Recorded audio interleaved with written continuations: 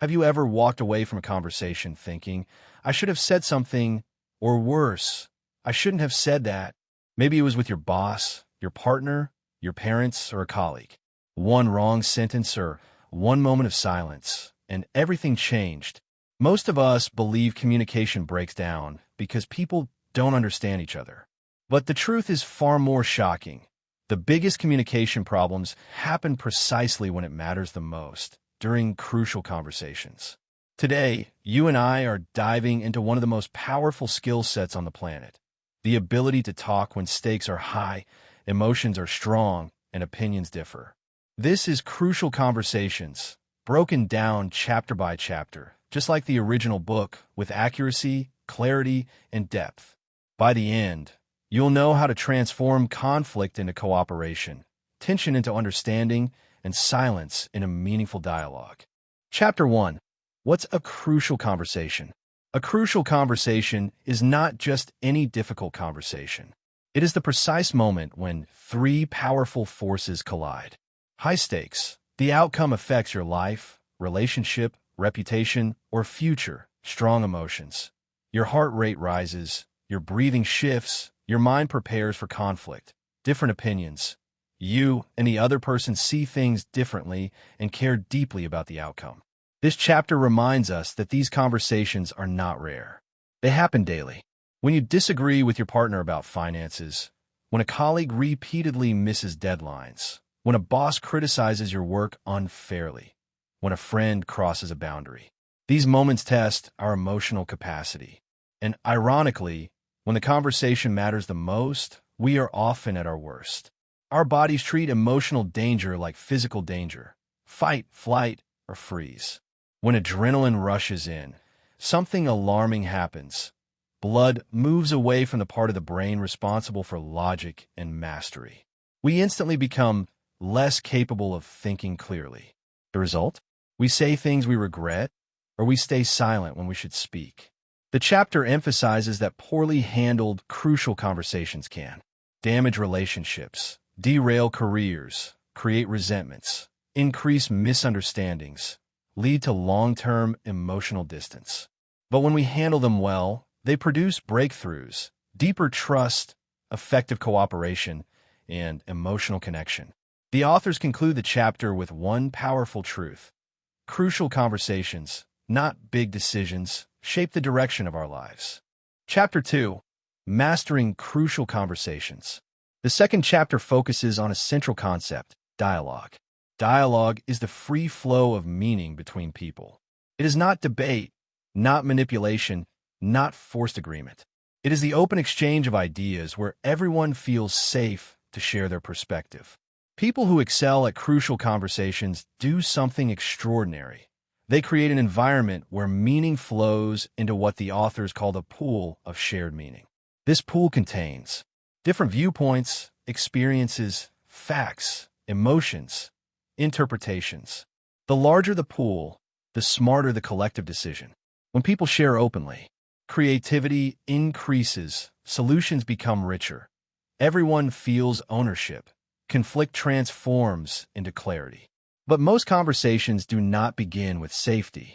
They begin with tension. When people feel unsafe, they respond in two predictable ways. Silence, hiding meaning. Masking, sarcasm.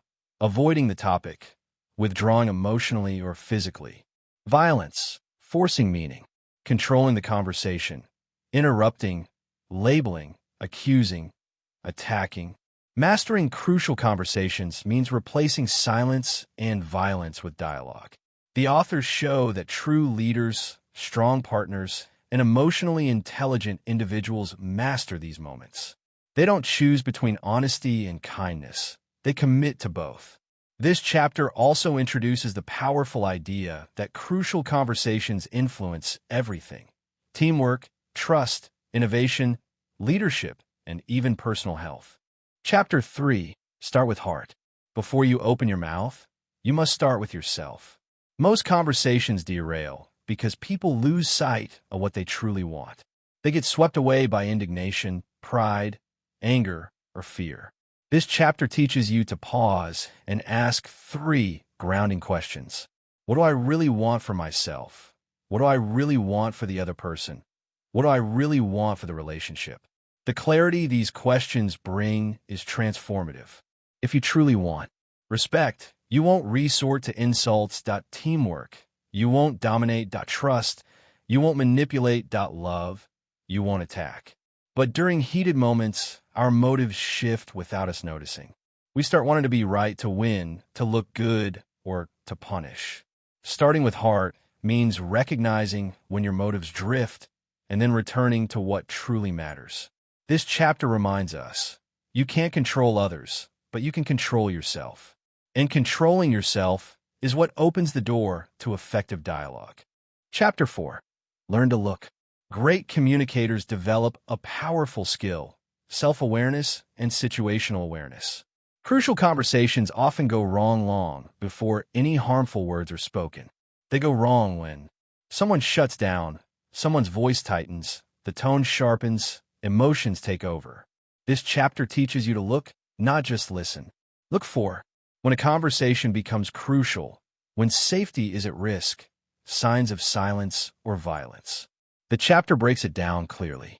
Silence looks like someone making jokes instead of addressing the issue, changing the subject, giving vague answers, crossing arms, avoiding eye contact. Violence looks like raising one's voice, interrupting aggressively, criticizing character, dominating the discussion. When you see these signs, your job is not to push your argument. Your job is to restore safety. Because without safety, dialogue dies. Chapter 5. Make it safe. Chapter 5 introduces one of the most important principles in the entire book.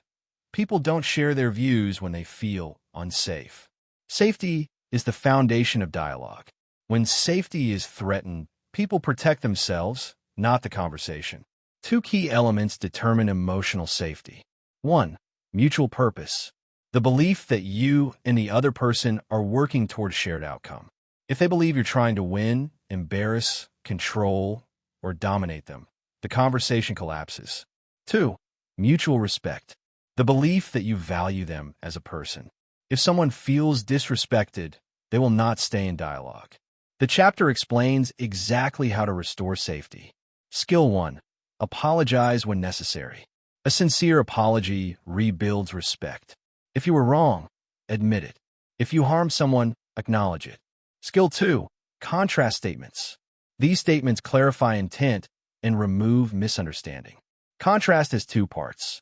What you don't intend, what you do intend. Example, I'm not saying your idea lacks value. I'm saying I'd like to explore a different angle. Contrast is not manipulation, it's clarification. Skill 3. Create mutual purpose. If intentions differ, step back and create a shared goal. Ask, what do we both want? What do we both not want? What purpose can we agree on? This transforms confrontation into collaboration. When safety is restored, people naturally return to dialogue. And once dialogue is restored, the conversation moves from conflict to understanding. Chapter 6. Master my stories. Every emotion you feel during a crucial conversation isn't caused by what happened. It's caused by the story you tell yourself about what happened. This chapter breaks down one of the most powerful psychological models in the book, the path to action. Something happens, you tell a story, you feel an emotion, you act. Most people skip straight from what happened to how they feel. But the authors reveal a crucial gap, the story in between. These stories often fall into three unhealthy categories. 1. Victim stories. It's not my fault. This story exaggerates your innocence. You highlight your good intentions while ignoring your contribution to the problem. 2. Villain stories. It's all their fault. You exaggerate the other person's flaws. You label, assume, and simplify their motivations. Examples. He's so selfish. She always does this. 3. Helpless stories. There's nothing I can do. This story allows you to stay stuck. It gives permission to avoid responsibility. The chapter teaches you to interrupt these automatic stories by asking yourself reflective questions. What am I pretending not to notice about my role? Why would a reasonable person act this way? What do I really want? The goal is not to justify harmful behavior, but to tell the complete story, not the easy story. Once your story becomes accurate and fair, your emotions shift, and your actions become wiser, calmer, and more effective. Chapter 7. State My Path. This chapter provides a step-by-step guide for speaking up honestly without triggering defensiveness. State is one of the book's most important tools. Share your facts. Facts create the least resistance. They are observable, measurable, and less likely to provoke. Example: yesterday, our meeting started at 10, and you arrived at 10:40. Tell your story. Explain your interpretation of the facts. Example: I'm beginning to wonder whether our project is still a priority for you. Ask for others' paths. Invite the other person to share their perspective. Dialogue only works when both sides contribute. Talk tentatively. Speak with confidence, but not absolute certainty. This keeps the conversation open. Use phrases like, I'm starting to think I might be wrong, but encourage testing. Show that you genuinely want the truth, not agreement. Ask, is there something I'm missing? Can you help me see it from your point of view? State combines honesty with respect. It prevents abrupt attacks and passive-aggressive hints. When done correctly, it creates a space where real issues can be discussed without emotional explosion. Chapter 8. Explore others' paths. In crucial conversations, people often shut down or lash out because they don't feel understood. Your job is not to fight their reactions. It's to understand what's behind them. You help them move backward along their own path to action. Act their behavior. Feel the emotion behind the behavior. Tell a story, the interpretation driving the emotion. See/hear the facts they're basing the story on. The book explains 4 key listening skills. 1. Ask. Show genuine interest. Encourage them to open up. 2. Mirror. Acknowledge their emotions. It seems like you're frustrated. You look concerned. Mirroring builds emotional safety. 3. Paraphrase. Restate their meaning in your own words to show understanding. 4. Prime. If they still won't talk, take an educated guess about what they might be feeling. Example: are you worried I'm overlooking your contributions? Priming is an act of generosity. It tells the other person you care enough to understand even the words they haven't spoken. The goal of this chapter is simple: turn emotional reactions into meaningful conversations. Chapter 9. Move to action. Dialogue without execution is just talk. This chapter explains how to convert shared understanding into effective action. The authors provide clarity on decision-making. Before assigning tasks, decide how the decision will be made. 1. Command. The leader decides. Input is optional. 2. Consult. The leader gathers opinions, then decides. 3. Vote. Useful when options are clear and stakes are moderate. 4. Consensus. Everyone must support the decision. This is slow but powerful. Once the decision-making structure is clear, the next step is accountability. You must clarify who will do it, what exactly they will do, why, when it will be done, how you will follow up. Ambiguity is the silent killer of execution. Many conflicts arise not from disagreement, but from unclear expectations. This chapter makes one point clear: clarity today prevents conflict tomorrow. Chapter 10. But handling difficult cases. Real life is messy. This chapter tackles the but what about situations. Some examples include: what if the other person refuses to talk? What if the other person is too emotional?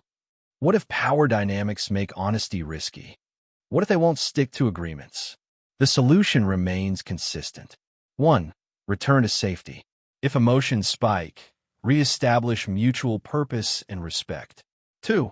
Return to your motives. Ask yourself again what you really want. 3. Use state with calmness. Avoid the stories that push you toward blame. 4. Explore their path without judgment. People act out for a reason. Find it. 5. Stay in dialogue, not silence or violence. This chapter shows that even the hardest conversations with bosses, angry partners, resistant teammates can be navigated with the same foundational tools. Chapter 11. Putting it all together. This chapter weaves all the principles into one integrated example. You see how a crucial conversation unfolds from start to finish. Recognizing tension, checking motives, restoring safety, sharing facts, telling your story, inviting their story, identifying mutual purpose, rebuilding understanding, moving toward clear action. The authors demonstrate that crucial conversations are not solved by brilliance or perfect words. They're solved by discipline, emotional awareness, and commitment to mutual purpose. The final message is powerful. You cannot control everything that happens in life, but you can control how you talk about it. And that changes everything. Crucial Conversations is not just communication advice. It's a roadmap to better leadership, healthier relationships, stronger teams, and personal growth. Mastering these skills gives you the ability to speak honestly without offending, listen deeply without becoming defensive, resolve conflict without aggression, build relationships without fear, and influence others without manipulation. The quality of your life ultimately depends on the quality of your conversations. And your most crucial conversations determine the direction of your future. You now have the tools. Now it's your turn to use them.